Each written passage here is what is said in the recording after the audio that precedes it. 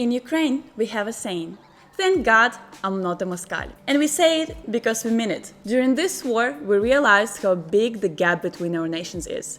There is a clear difference between people who raise 20 million euros for combat drones to defend their country and those who steal washing machines from the houses of Ukrainians and send them back to some poor, faraway Russian villages. First of all, you need to have electricity and water supply systems to use one. And Russia has significant problems already at this stage of equation. 12 million people is almost 10% of the entire Russian population. And yeah, they don't have a simple water supply system. The poverty of Russians is a big topic, but in this video we want to draw your attention to the brightest idea of Russian brains while they were committing crimes in Ukraine. Russians had been digging trenches in the Chornobyl zone, specifically in the Red Forest, a place with the highest level of radiation in the whole world. Long story short, in 1986, the biggest nuclear catastrophe known to mankind occurred in Chernobyl. The reactor number 4 exploded. Soviet authorities tried to hide the fact of the tragedy from the Western world. According to the Soviets, nothing could go wrong in the Soviet Union.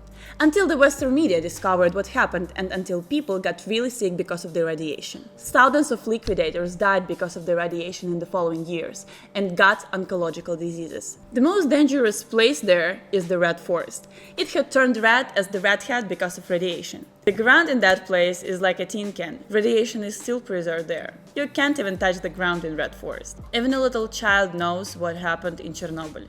Every kid knows it is dangerous there. And now, imagine you are a Russian soldier. You invade the country and go to live in Chornobyl exclusion zone. 30 kilometers of abandoned area with abnormal radiation level. And you spend a month there, living like in any other place, using the sand, drinking water, walking around. Shouldn't a single brain cell tell you that this plan was not made by a genius and something is really fucked up here? On 24th of February, Russians entered the Chernobyl nuclear power plant. The power plant's scientists and personnel were taken into captivity. Later, they told that Russian soldiers drove their armored vehicles without radiation protection through the Red Forest, kicking up clouds of radioactive dust. Come on, Hotspots, come on! Come on, Hotspots, come on! The further we go, the more stupid it all gets. On this video, you can see the trenches Russians dug near the Red Forest. You may think that this is unbelievable. How could the commanders give such an order to their soldiers?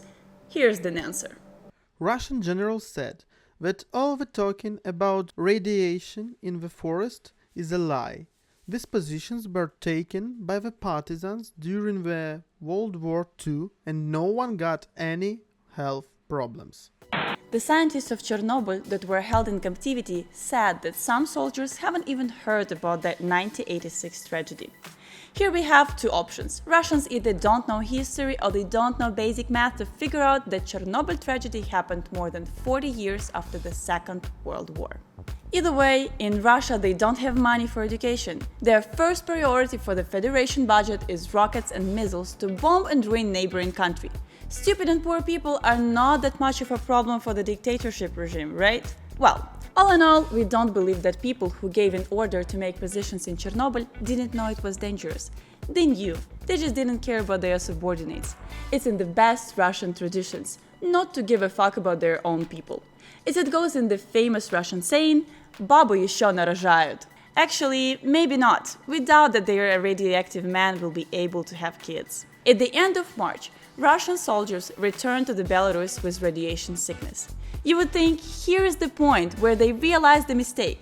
But no. To understand Russian, you need to think like Russian, to think like a thief and a vandal. While they stayed in Chernobyl, they destroyed a new lab. It was built to improve management of radioactive waste. The lab, built at a cost of 6 million euros with the support from European Commission, was opened in 2015. It contained highly active samples and samples of radionuclides. Radionuclides are unstable chemical elements that release radiation. They broke everything they couldn't steal.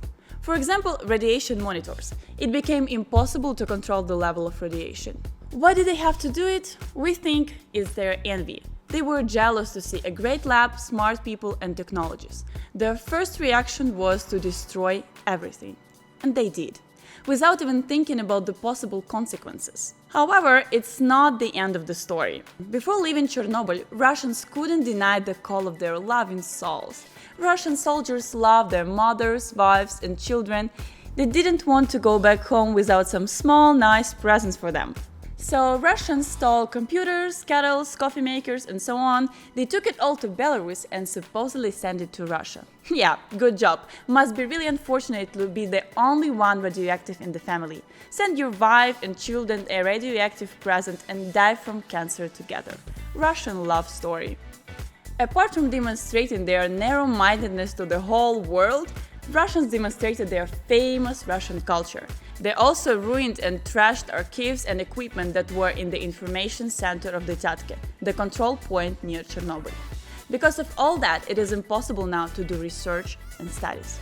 Let's be honest, these Russians don't know what science is. They have no clue what research or study is. They have already shown the world what they're capable of. The good thing is that the thieves and looters won't leave a lot after their months-long trip in Chernobyl. And most likely their few next years of their life are gonna include chemotherapy. They finally left Chernobyl, but Chernobyl will never leave them anymore. This is what happens when you invade a sovereign country and ruin people's lives for no reason. Chernobyl radiation is their karma.